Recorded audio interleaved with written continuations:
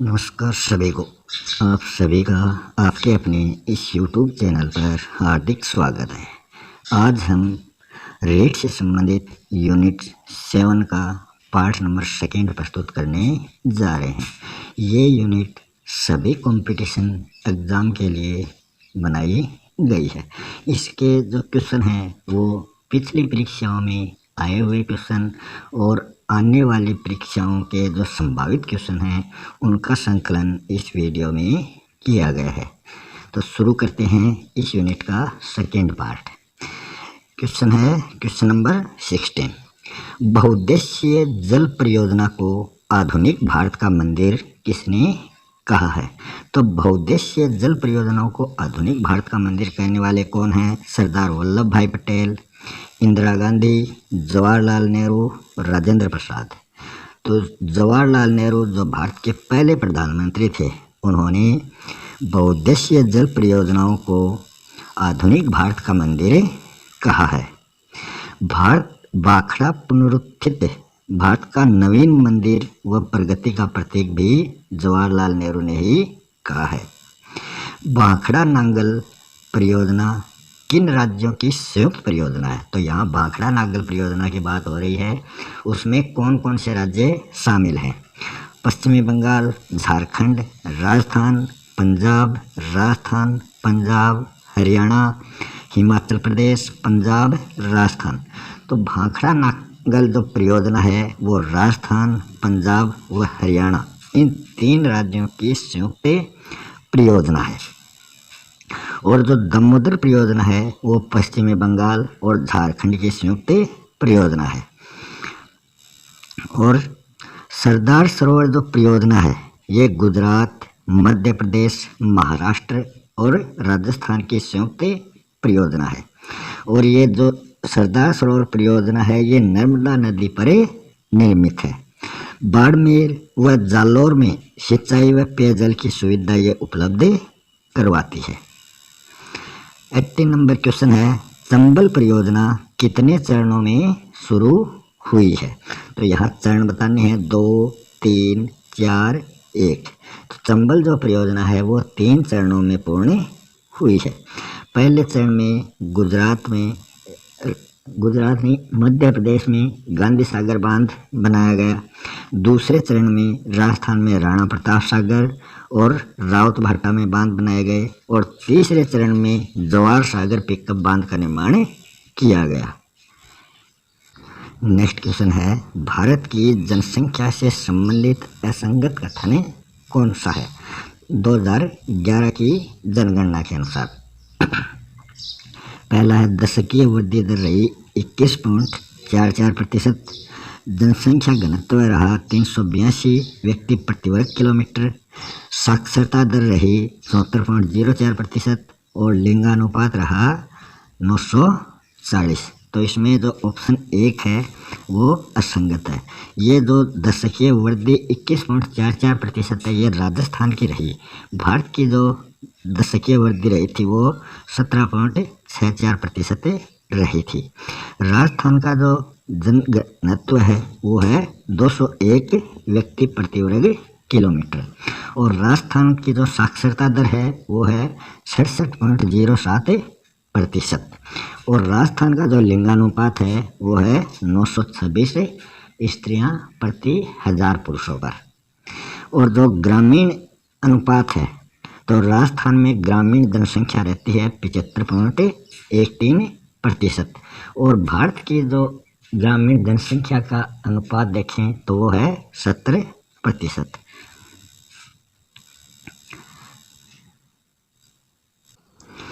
भारत की प्रथम विद्युत रेल डेक्कन क्वीन जो 1929 ईस्वी में चली थी वो कहाँ से कहाँ तक चली थी?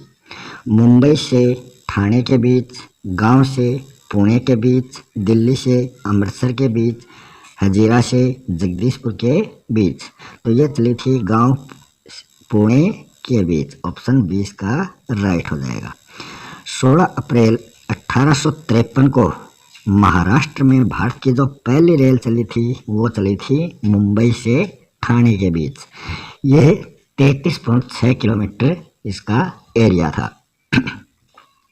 और जो दिल्ली अमृतसर के बीच जो है ये शेरशाह सूरी NH1 के रूप में जाना जाता है। और हजीरा जगदीशपुर के बीच ये जो है ये गैस पाइपलाइन है जो गुजरात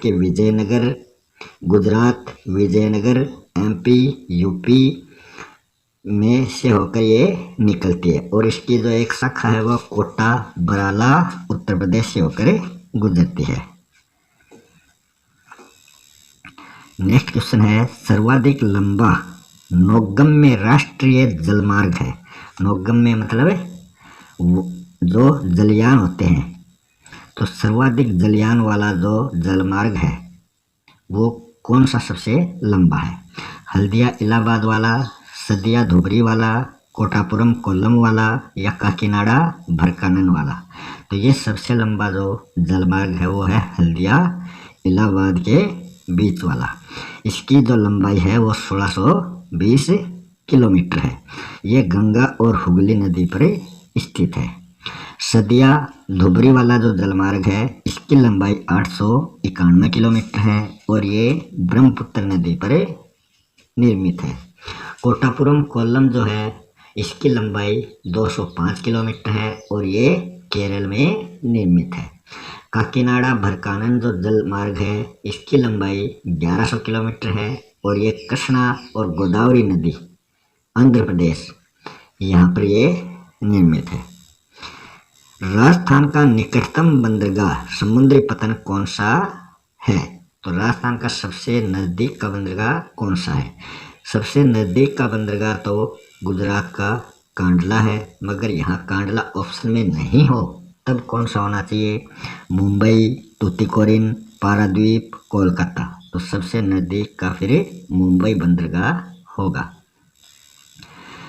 और जो तूतीकोरिन है ये एक प्राकृतिक पोताश्रय है जो तमिलनाडु में स्थित है। पारादीप जो है ये उड़ीसा में स्थित है और कोलकाता जो है एक नदीय पतन है। ये क्वेश्चन हमने कर लिया है। अगला क्वेश्चन है भारत का आधार स्तंभ व अन्य उद्योगों की जननी किसको कहा जाता है? कि वो भारत का आधार स्तंभ है, मतलब भारत की रीढ़ की हड्डी है और उद्योगों की जननी है। सूती वस्त्र उद्योग, लौह इस्पात उद्योग, सीमेंट उद्योग, कागज उद्योग। तो भारत का आधार स्तंभ जो माना जाता है वो लौह इस्पात उद्योग को माना जाता है और इसे ही अन्य उद्योगों की जननी कहा जाता है। भारत तीसरा बड़ा उपभोक्ता है लौह इस्पात का और विस्तार की दृष्टि से, उत्पादन व रोजगार की दृष्टि से देश में जो प्रथम है वो है सूती वस्त्र उद्योग। उत्पादन में चीन के बाद भारत का दूसरा स्थान है और जो सीमेंट उद्योग है उसमें भी देश का दूसरा स्थान है। कागज उद्योग जो है ये प्राचीनतम कुटीर उद्योग है। नेक्स्ट क्वेश्चन है 23 नंबर क्वेश्चन, निम्नलिखित में से असंगत है। सूती वस्त्र की राजधानी अहमदाबाद को कहा जाता है। सूती धागा मिल कोयम्बटूर में स्थित है। पूर्व का बोस्टन अहमदाबाद को कहा जाता है। प्रथम सूती वस्त्र मिल मुंबई में स्थित है। तो इसमें असंगत जो है वो है ऑप्शन 1। सूती वस्त्र की राजधानी अहमदाबाद को नहीं बल्कि मुंबई को कहा जाता है और बाकी ये तीनों ऑप्शन जो है ये राइट है। जो प्रथम सूती वस्त्र मिल है उसका स्थापना 1854 ईस्वी में कवासजी डाबर द्वारा की गई और 1856 से इसमें उत्पादन शुरू हुआ था।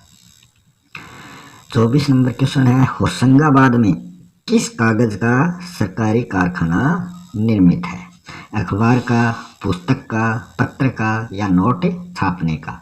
तो होशंगाबाद में नोट छापने का जो कागज है उसका सरकारी कारखाना है। अखबार छापने का जो कागज है वो नेपानगर मध्य प्रदेश में है।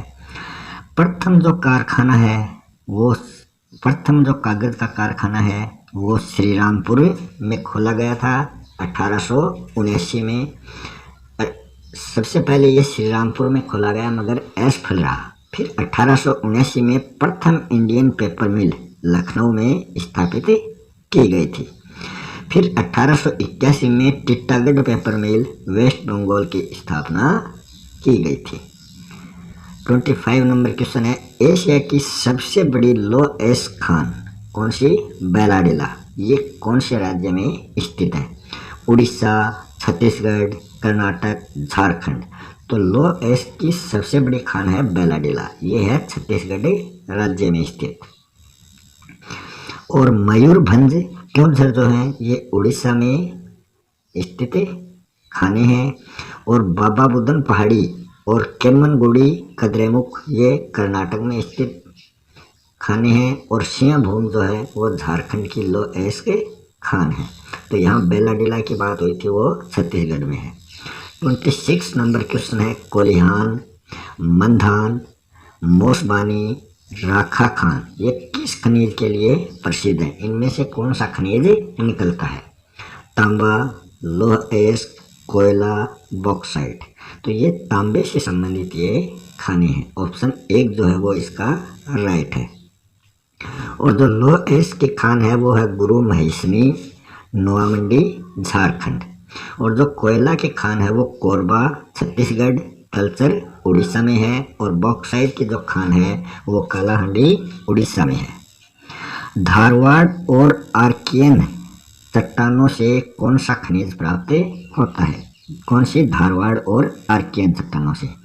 प्लूटोनियम, यूरेनियम, थोरियम या फिर जिरकॉन।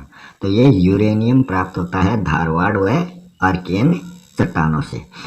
338, 235, 233 ये यूरेनियम की किस्में हैं। और 239 भी क्या है? एक यूरेनियम की, प्लूटोनियम की ये किस्म है।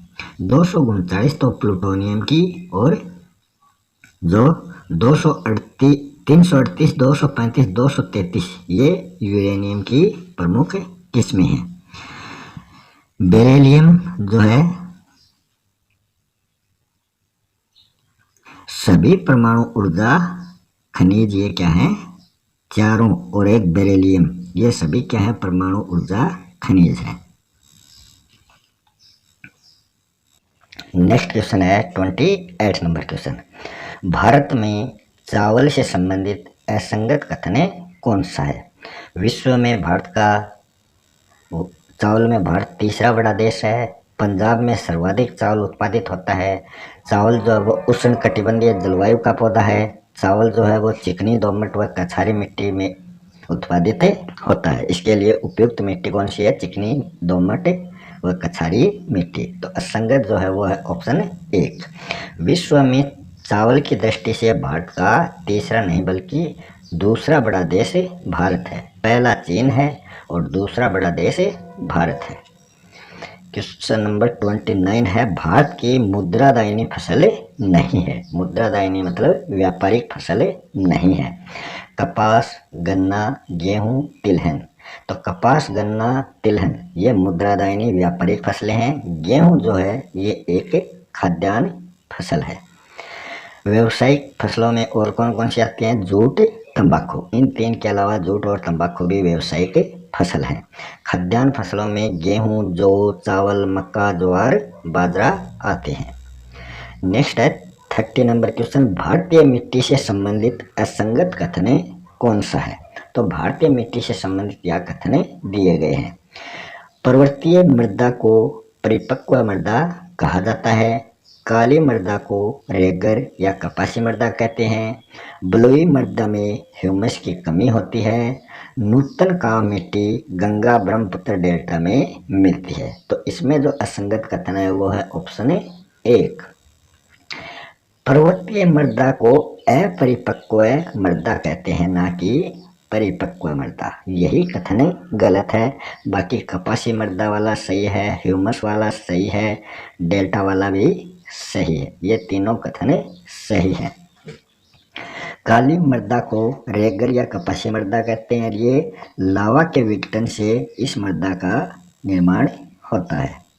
नेक्स्ट क्वेश्चन है 31 नंबर क्वेश्चन, भारत के विस्तार में 7,516.6 किलोमीटर लंबाई किसकी है? तो भारत की उत्तर से दक्षिण तक यह लंबाई है, या पूर्व से पश्चिम तक ये लंबाई है, या स्थलीय सीमा की ये लंबाई है या फिर समुद्री सीमा की ये लंबाई है। तो ये ऑप्शन नंबर 4 इसका राइट हो जाएगा। भारत की जो समुद्री सीमा की लंबाई है वो है 7,516.6 किलोमीटर, और जो स्थलीय लंबाई है ये भारत की ज़्यादा है, ये है 15,200 किलोमीटर। और उत्तर से दक्षिण तक जो भारत की लंबाई है वो है 3,214 किलोमीटर। ये जम्मू कश्मीर से शुरू होती है और कन्याकुमारी तमिलनाडु तक ये जाती है। और पूर्व से पश्चिम तक भारत की लंबाई 2,933 किलोमीटर है। ये अरुणाचल प्रदेश से शुरू होती है और गुजरात तक जाती है। भारत का जो कुल क्षेत्रफल है वो है 32,87,263 वर्ग किलोमीटर। और जो कर्क रेखा है वो भारत को 2 बराबर भागों में बांटती है। कर्क रेखा जो है वो भारत के मध्य से गुजरती है। विश्व में क्षेत्रफल की दृष्टि से भारत का 7वां स्थान है। भारत में राजस्थान सबसे बड़ा राज्य और गोवा सबसे छोटा राज्य है। भारत में 28 राज्य व 8 केंद्र शासित प्रदेश हैं। दमन दीव व दादर नगर हवेली को एक केंद्र शासित प्रदेश बनाया गया है। पहले ये दोनों अलग अलग थे, अब इनको एक कर दिया गया है। नेक्स्ट क्वेश्चन है, उप हिमालय से संबंधित गलत कथन कौन सा है। यहाँ उप हिमालय से संबंधित कथन दिए गए हैं। इसे मध्य या हिमाचल हिमालय के रूप में जाना जाता है।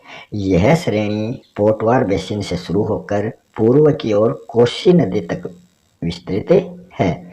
अरुणाचल प्रदेश में इसे गिरी, मिसमी, अबोर, डाल्फा पहाड़ियों के रूप में जाना जाता है। नदियों द्वारा लाई गई बालू मिट्टी को पूर्व में द्वार जैसे हरिद्वार व पश्चिम में दून जैसे देहरादून कहते हैं। तो इसमें ऑप्शन 1 जो है वो गलत कथन है। इसे मध्य या हिमाचल हिमालय के रूप में नहीं जाना जाता, बल्कि इसको बाह्य हिमालय या शिवालिक हिमालय के रूप में जाना जाता है। यह क्या है, एक नवीनतम श्रेणी है और इसकी चौड़ाई 10 से 50 किलोमीटर और ऊंचाई जो है वो 600 से 1500 मीटर तक है। ये एक वर्णाच्छादित भाग है। लघु हिमालय जो है ये इसकी चौड़ाई 80 से 100 किलोमीटर है और ऊंचाई 3000 मीटर है। इसकी जो प्रमुख चोटियां हैं वो धौलाधर व पीर पंजाल हैं, और जो दर्रे हैं वो बनिहाल, उच्च ढालों पर कोणधारी वृक्ष और कश्मीर में मर्ग। नेक्स्ट क्वेश्चन है, निम्नलिखित कथनों में से सत्य कथन नहीं है। बालू का स्तूप जो है वो रेत के टीलों के बीच वर्षा जल भर जाने से ढांड, रन जो है अस्थायी झीलें ये बन जाती हैं। प्रायद्वीपीय पठार उत्तर में विंध्याचल से लेकर दक्षिण में कुमारी अंतरीप तक फैला है। पूर्वी घाट उत्तर में सह्याद्री व दक्षिण में नीलगिरी तक फैला है। दक्षिण पठार का निर्माण ज्वालामुखी उद्गार से मिश्रित लावा से हुआ है। तो इसमें जो गलत कथन है, सत्य कथन नहीं है, वो ऑप्शन 3। पूर्वी घाट जो है ये उत्तर में सह्याद्री व दक्षिण में नीलगिरी तक विस्तृत नहीं है। ये पश्चिमी घाट विस्तृत है, ना कि पूर्वी घाट। पूर्वी घाट जो है वो महानदी से नीलगिरी तक फैला हुआ है। और जो बालू का स्तूप क्षेत्र है ये अरावली के पश्चिम व उत्तरी पश्चिमी सिंधु के मैदान तक विस्तृत है। इसकी लंबाई 640 किलोमीटर और इसकी चौड़ाई जो है वो 160 किलोमीटर है। ऊंचाई जो है वो 150 से 380 मीटर तक है। और जो प्रायद्वीपीय पठार है ये त्रिभुजाकार है। ये दक्षिण पूर्वी राजस्थान की उच्च भूमि से लेकर कन्याकुमारी तक इसकी लंबाई 1800 किलोमीटर है और इसकी चौड़ाई 1400 किलोमीटर है। समुद्र तल से औसत इसकी ऊंचाई 600 मीटर है। इसका जो विस्तार है वो राजस्थान, गुजरात, झारखंड, मध्य प्रदेश, चंडीगढ़, उड़ीसा, चंडीगढ़ नहीं छत्तीसगढ़, उड़ीसा, महाराष्ट्र, आंध्र प्रदेश, कर्नाटक, तमिलनाडु और केरल में है। तो ये प्रायद्वीपीय पठार है। और जो दक्षिणी पठार है ये इसमें पश्चिमी घाट का जो ढाल है, दक्षिणी पठार में क्या होता है, उपजाऊ होता है ये, और इसमें काली मृदा पाई जाती है। इसकी जो औसत ऊंचाई है वो 600 मीटर है, और ढाल पूर्व में इसका होता है। इसका विस्तार दक्षिणी पूर्वी राजस्थान, गुजरात, मध्य प्रदेश, महाराष्ट्र, आंध्र प्रदेश, कर्नाटक के रायलसीमा और मैसूर तक दक्षिण पठार का विस्तार है।